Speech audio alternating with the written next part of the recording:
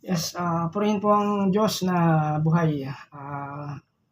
Kumusta po tayong lahat? Again, ito pong ating pag-aaralan ay sa aklat po ng Genesis. Gagamitin po natin muli yung MacArthur Bible Handbook. At again, salamat po sa inyong pakikiisa at sa inyong cooperation po sa ating mga gawain na ganito. At pagpalain po itong School of Leadership ng Santa Lucia. Ngayon po ay umpisahan ko na po yung ating pong discussion. So ang tanong po dun sa ating lecture ay ano ang mahalagang kaugnayan ng aklat ng Genesis sa aklat ng Pahayag. So sa ating pong pag-aaral ay meron pong mahalagang konsepto na tinutukoy ang katotohanan ng mga nakasaad o ilang mga nakasaad sa aklat po ng Genesis at saka sa aklat po ng Pahayag or Apokalipsis. Sinasabi po ng kasulatan sa ating pong konsepto, sa ating topic, na itong lahat ng kasulatan ay kinasihan ng Diyos. Okay, so it means na ito pong aklat po ng Genesis hanggang sa aklat po ng Revelation ay kasulatan na kinasihan ng Diyos.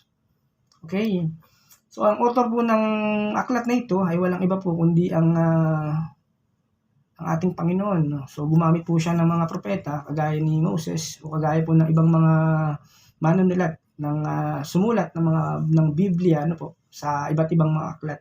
Pero generally speaking po, ang Biblia po ay ang author po ay walang iba kundi ang ating Panginoon, ang ating Diyos.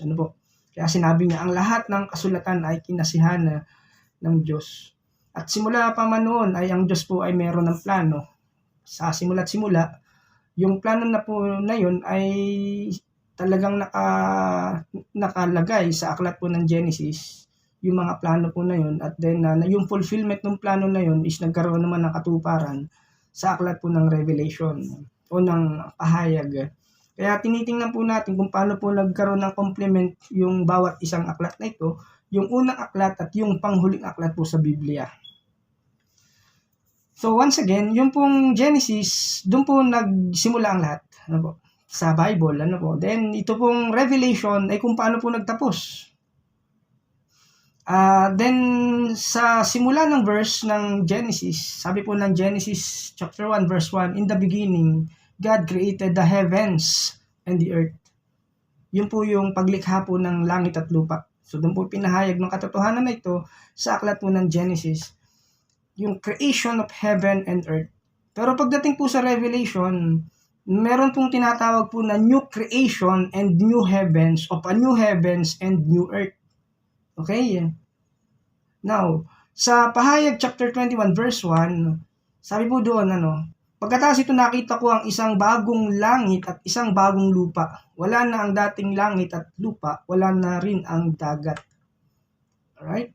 So sa Genesis, nag-start po yung creation, pero makikita po natin dito kung paano po pinahayag ng aklat ng Pahayag yung kung paano nagkaroon ng bagong langit at ng bagong lupa. Okay? So, according dun sa isang commentary, sabi po niya, kung gusto natin o kung nais po natin na maging bahagi ng new creation na ito o yung bagong langit at ng bagong lupa, yung new creation, kailangan po nating ma-born again. Okay? Kailangan po nating panganak, una, physically, at yun naman po yung kalalagayan po natin ngayon, and then yung spiritual birth. Kaya nabanggit po ng John 3:5, maliban ang isang tao ay ipanganak sa pamamagitan ng tubig at ng espiritu ay hindi siya makakapasok sa kaharian ng Diyos. So yun po yung umpisa sa Genesis. In the beginning, God created the heavens and the earth. Pero pagdating po sa Revelation, nagkaroon po ng bagong langit at ng bagong lupa. Kita niyo po yung comparison doon, Sa aklat po ng Genesis, ang araw at ang buwan, sabi, the sun and moon to rule the day and night. Yun po yung sinasabi ng Genesis chapter 1 verse 16, that God made two great lights, the greater light to govern the day and the lesser light to govern the night. Right? Yun po yung sinabi po ng Genesis, na ang nagkaroon ng araw, yung araw na ito ang siyang mag-rule, At yung buwan, araw, tinatawag na greater light to govern the day, and yung moon, the lesser light to govern the night. Kaya merong araw at may gabi. Alright? Araw, pagka daytime, then yung moon naman ang nakikita pagka nighttime. Pero pagdating po sa aklat ng Revelation, yung connection po nito, sa Revelation 21:23, so yung sun and moon o yung araw at ang buwan ay wala na. Ano po? Wala nang kumbaga ang sinasabi po ng Revelation 21:23 that the city does not need the sun or the moon to shine on it, for the glory of God gives it light, and the lamp is its lamp. Ibig sabihin po nun, sabi sa Tagalog po, na hindi na kinakailangan ng araw o ang buwan upang bigyan ng liwanag ang lungsod, sapagkat ang kaluwalhatian ng Diyos ang nagbibigay ng liwanag doon at ang kordero ang siyang ilawan. In other words po, ito pong araw at yung buwan, sa Genesis, kinreate po ng ating Panginoon, ng ating Diyos.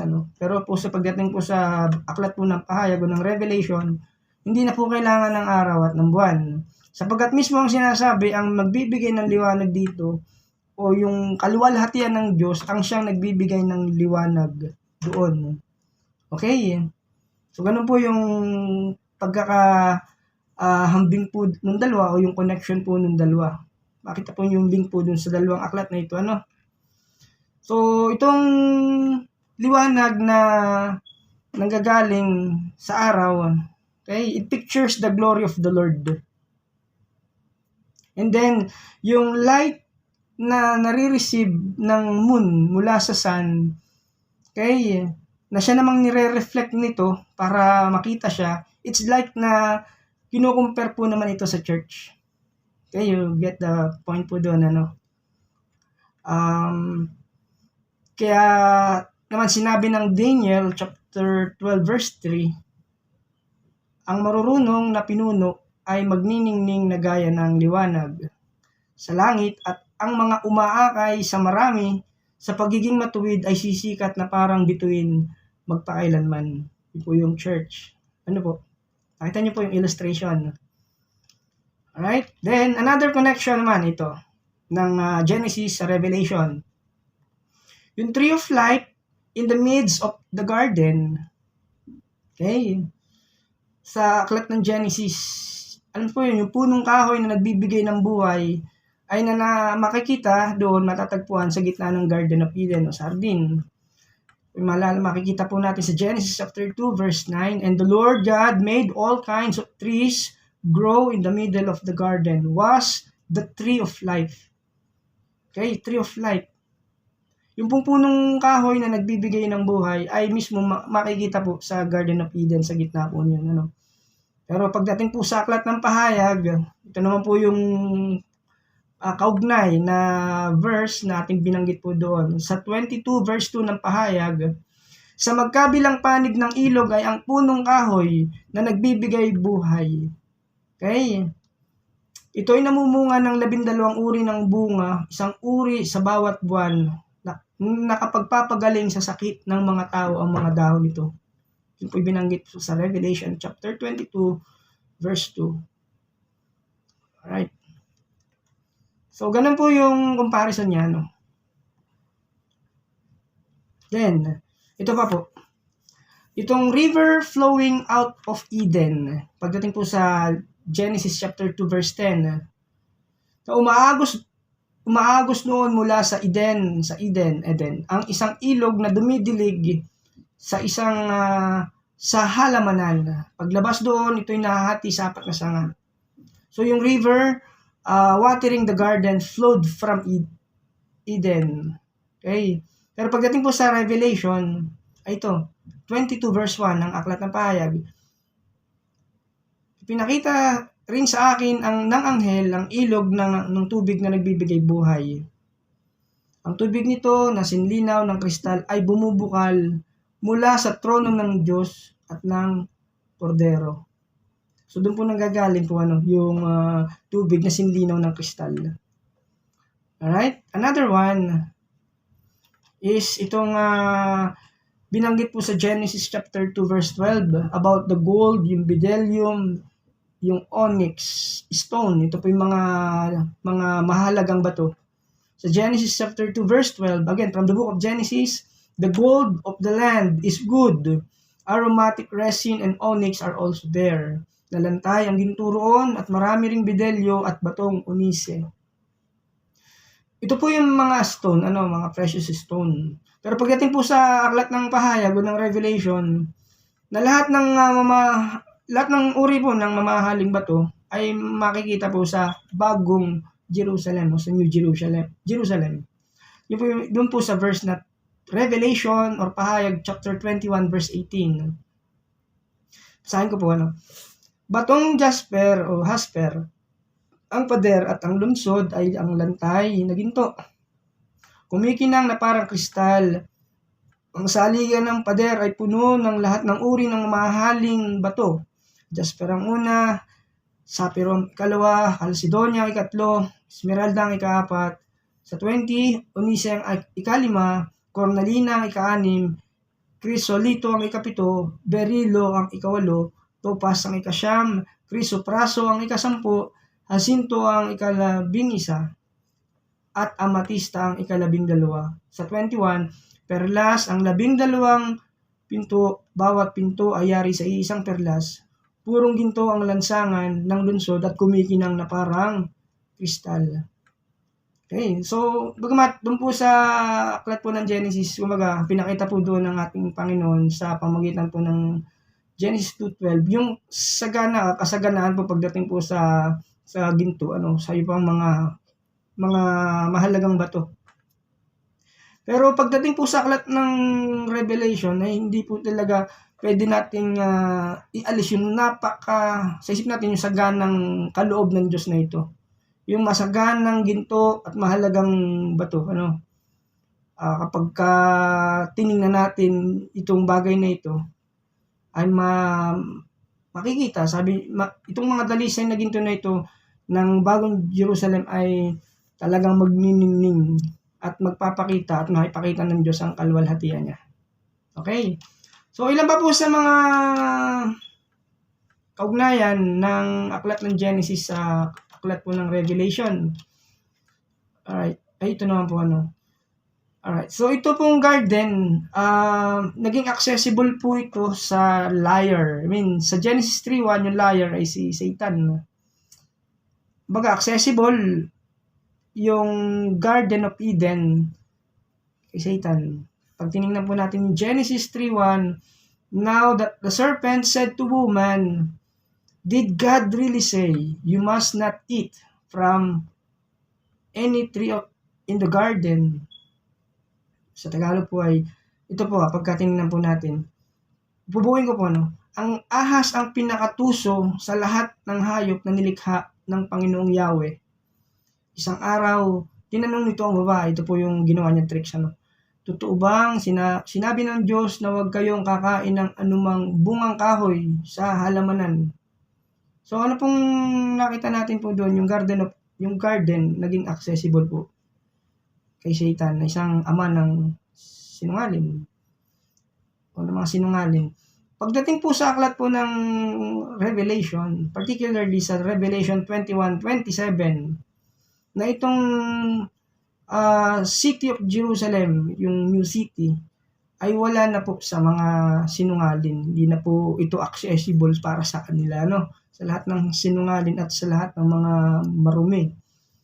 Okay, sa Revelation 21:27, ito po yung sinabi, no one who practices abomination and lying shall ever come into it, but only those whose names are written in the Lamb's Book of Life.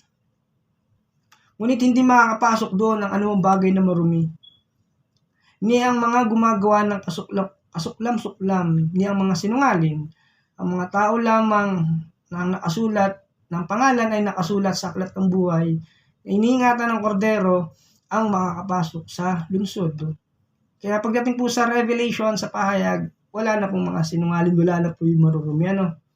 Pero makita po natin sa Genesis, doon naging accessible po yung Garden of Eden.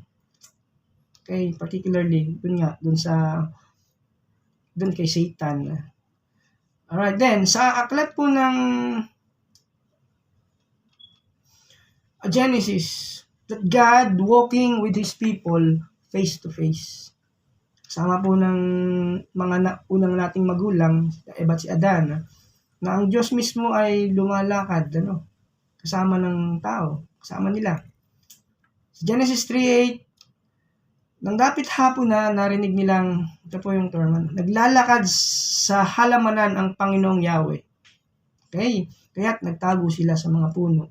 So it means, ang ating Panginoon ay naglalakad nung time na yung kasama po nila, Kaya nabanggit po doon, naglalakad sa halamanan ng Panginoong Yahweh. Pero pagdating po sa Revelation, okay, hindi lamang po basta naglalakad. At talagang sabi po niya, Revelation 21 verse 3, ay ito. Okay, dito po talagang makakasama na po ng mga ligtas at mga believers, ang ating Panginoon. Now, the dwelling of God is with men and He will live with them.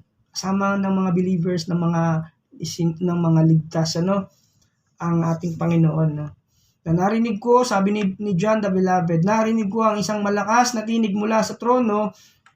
Tingnan ninyo, ang tahanan ng Diyos ay nasa piling ng mga tao. Ito po ang kasunod. Maninirahan siyang kasama nila, yun pong siya ay ang ating Panginoon. Maninirahan siyang kasama nila means mga ligtas, at sila'y magiging bayan niya. Okay? Diyos mismo ang makakapiling nila, at siya ay magiging Diyos nila. Hindi po ba napakaganda pong isipin, na mismo ang Diyos makakapiling natin, makakasama po natin, through faith, by His grace and mercy. Alright. Then, ito po yung sa Genesis, na doon makikita po yung natin, sa aklat ng Genesis, yung ginawa po ni Satan, yung pagtutol, paglaban at pandaraya, okay, sa katotohanan. Siya yung mapanlinlang, mandaya. Sa Genesis 3:13, that then the Lord God said to the woman, what is this have you done? The woman said, the serpent deceived me. Again, the serpent deceived me, and I ate. Sinabi po na Yahweh kay Eva, bakit mo ginawa ang bagay na yon? Tanong ng Panginoong Yahweh sa babae. Mangyari po, nilinlang ako ng ahas, kaya't ako'y natuksong kumain. Sagot naman ito. Yun po si Satan sa Genesis. Pero pagdating sa Revelation, si Satan po ay pinalayas na po siya, at talagang hinatulan. Si Satanas, hinatulan na po siya ng Diyos. Revelation 20 verse 10, and the devil who deceived them was thrown into the lake of fire. Yun po yung katapusan niya, and brimstone, and will be tormented day and night forever and ever. Ang diablong nandaya sa kanila ay itinapon sa lawa ng apoy at asupre. Pahirapan sila doon araw at gabi, magpakailanman. Alright? Okay, so yun po yung ilan sa mga kaugnayan ng aklat ng Genesis sa aklat ng pahayag o Book of Revelation. Okay. Sa aklat po ng Genesis, ipinahayag po yung sumpa at yung araw-araw na pagpapagal at yung mga kalungkutan po, Pero pagdating po sa aklat po ng pahayag o ng Revelation, wala na pong sumpa. Wala na pong kalungkutan. Okay, yun po yung future po ng ating haharapin po, So Genesis 3:17, curse is the ground because of you. Through painful toil you will eat of it all the days of your life. Para kay Adan po ito, dahil nakinig ka sa iyong asawa nang iyong kainin ang pinagbawal kong bunga, dahil dito'y sinusumpa ko ang lupa. Sa hirap ng pagbubungkal, pagkain mo'y magmumula. Kaya po, yun po yung sinapit po nila. At ganoon din po yung ginagawa po at naipasa din po sa ating sumpa. Kaya sa trabaho, naghahanap buhay po tayo para po tayo may suporta para sa ating pang-araw-araw pong buhay. Doon po nag-umpisa sa Genesis. Pero pagdating po sa aklat po ng Revelation 21 verse 4, Ito po yung sabi niya, no? He will wipe every tear from their eyes, and there will be no more mourning or crying or pain. At papahirin niya ang bawat luha sa kanilang mga mata. Wala nang kamatayan, dalamhati, pagtangis at paghihirap, sapagkat lumipas na ang dating mga bagay. Alright? And then, sa 22 verse 3 ng Revelation, wala roong makikitang anumang isinumpa ng Diyos. Okay, tinanggal na po ng ating Panginoon. Yun po yung nakakatuwang isipin, ano? Na lahat tayo naapektuhan po nung nangyaring sumpa na ibigay ng Diyos kay Eva at kay Adan. Then dahil po doon, nagkaroon ng matinding kalungkutan, pagluha, at kapaitan. Alright? Pero ito po ang ipinahayag sa atin ng aklat ng Revelation, that God, He will wipe every tear from their eyes. There will be no more mourning or crying or pain. Okay. So, yun po yung isang mahalaga pong bagay na nakita po natin sa Genesis at sa Revelation. And then also, binanggit po ng Revelation ng Genesis, death and the body returning to the dust. Na yung kamatayan, maging ang katawan ay bumabalik sa alabok. According to Genesis 3:19, for dust you are, and to dust you will return. Dahil sa alabok doon ka nang galing, sa lupang alabok ay babalik ka rin. Pero pagdating po sa Revelation, wala na pong kamatayan. Sa 21 verse 4 ng Revelation, there will be no more death. Okay? For the old order of things has passed away. Wala na kamatayan, dalamhati, pagtangis, paghihirap, sapagkat lumipas na ang dating mga bagay. Okay, ang kamatayan ay dumating sa aklat po ng Genesis, nakita po natin doon.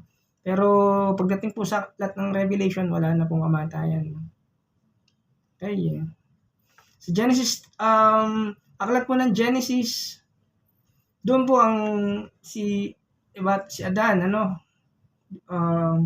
binigyan po sila ng damit na yari sa balat ng hayop, or coats of skin as their covering bilang pantakip sa kanilang katawan. Alright, pero pagdating po sa aklat ng Revelation, ito po yung binanggit naman sa 19 verse 8. Yung fine linen, bright and clean was given to her to wear.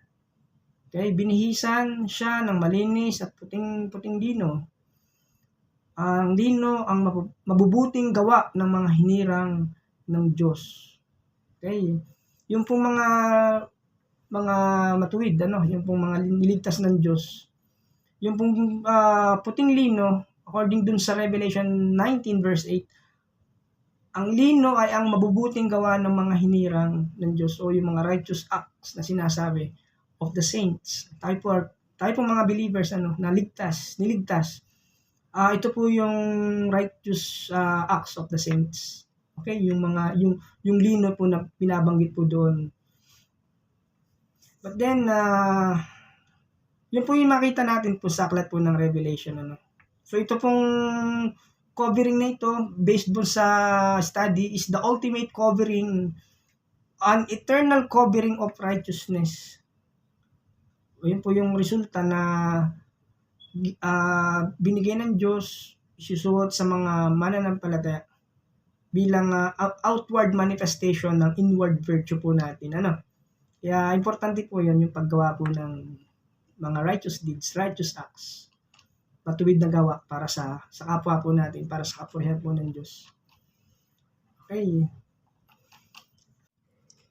Yun po yung ilan sa mga comparisons po at yung connection po ng dalawang aklat, ang aklat po ng Genesis at ang aklat po ng Revelation or ng pahayag or Apocalypse.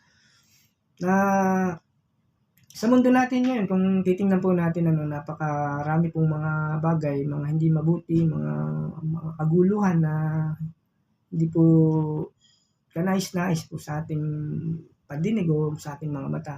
Pero ang sinasabi po ng ating Panginoon, kung ating pong tututukan, lamang ang kanyang salita, na ang Panginoon ay merong nakalaang napakalaking pag-asa po para sa atin sa hinaharap. Lalo na po sa particularly po, especially po sa atin po mga mananampalataya po, At nagbuo po siya ng isang plano, yung napakagandang plano, yung master plan ng ating Diyos. Na kung saan dito sa plano na ito ay unti-unti niya po itong tinutupad. At nakita nga po natin itong aklat ng Revelation, doon nakita natin yung napaka-inam na buhay na ibinigay niya para sa ating mga mananampalataya. Kaya maganda po na naintindihan po natin kung paano po nagsimula ang plano na yon at kung paano rin po na-fulfill yung plan sa aklat po ng Genesis pagpunta po sa aklat ng Revelation. Okay? Kaya praise God po, glory to God po.